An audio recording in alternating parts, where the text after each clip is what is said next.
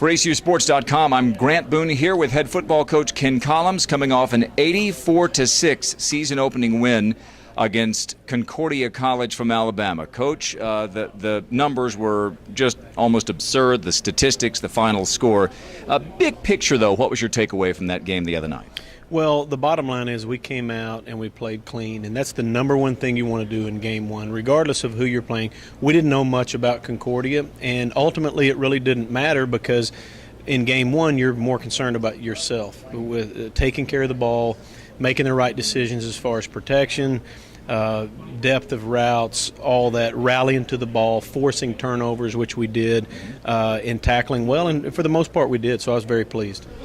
You can't get any better, regardless of the opponent, than scoring touchdowns in your first 11 possessions. And that speaks, I think, to what you're saying, right? Yes, and there was some, it's never really as good as it seems, or it's never as bad as it seems. It wasn't 84 points good. We did some things that, and we ended up in some matchups in protection that weren't all that great and weren't favorable for us, and we just weren't exposed because they didn't have the playmakers on defense to expose us. But overall, we did really well, and I was very pleased. In your now 9 seasons at ACU, you've had 3 guys who've started quarterback for you as full-time starters, and I'm counting John David Baker. The first was Billy Malone. The second was Mitchell Gale. And then you've got a guy now who in his very first game, I guess he did throw 3 incompletions. So if we really want to nitpick, we can say that. But you really couldn't have asked, I don't think, for much more from John David, could you? No, that's exactly what John David needed, was just to go out and play clean. And regardless of how many touchdowns or if he threw a touchdown, that wasn't the goal.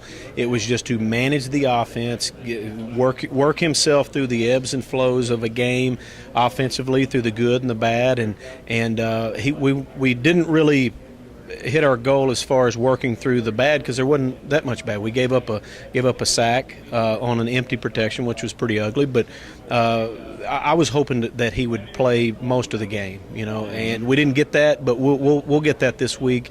And every snap he's going to have to learn. And he's following up to 2 just legendary guys. Yeah. I mean, Billy Don and Mitchell.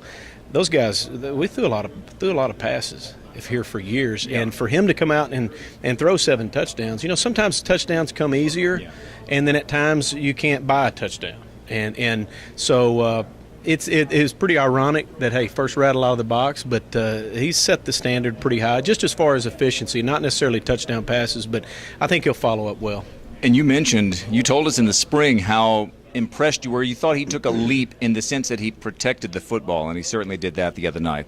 Defensively, a lot to be excited about as well. I thought their quarterback, number 5, was a pretty good player who didn't have a lot of help early on especially, but you get a pick 6 from Tyler Chapa, who then blocked an extra point. And big Jesse Harper, I think he's still running back for that defensive PAT, but you had to be excited from what you saw from your defense as well. They looked like they were having fun. They played with passion.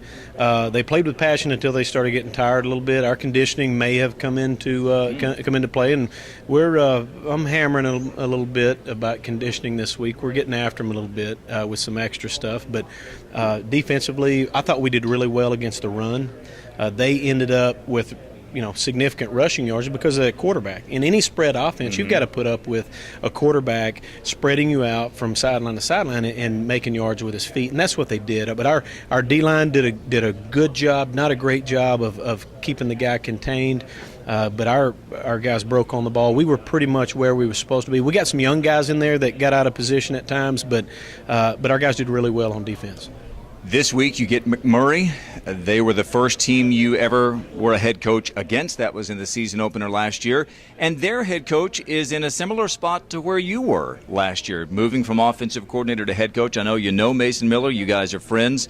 At least he told me he was friends with you. Good. Well, I'm glad he said that. Yeah, he did. He did. And he has a challenge because they now are going to play a Lone Star Conference schedule. What do you expect to see from Mason and the Warhawks? Well, Mason's the first year of being a head coach is like a roller coaster. I mean, it's literally it'll scare the mess out of you at times, and you won't sleep well, and you're worried about what the next turn is and the next drop. And there's nothing that I can do as far as advice to him. Not that he would remember it, because he's got a line of people outside of his office wanting his time, and it's just different. And it'll be different for him. But he's a good coach, and they're good coaches over there. So he'll have them ready. They know what they're doing as far as throwing the ball. That's what they do, and they're going to make us. They're going to make us come up and tackle them over and over and over, and if we miss tackles, they're going to score. And defensively, they'll give us a lot of looks and try to confuse us a little bit as far as blitz and fronts. And but if we put a body on a body, we should be fine. Well, it is the first game of the season for McMurry and for Mason Miller, and it's the second game of the season for ACU. It's the Wildcats and the Warhawks. ACU McMurray, 6 o'clock Saturday night at Shotwell Stadium. For Coach Ken Collums, I'm Grant Boone for ACUSports.com.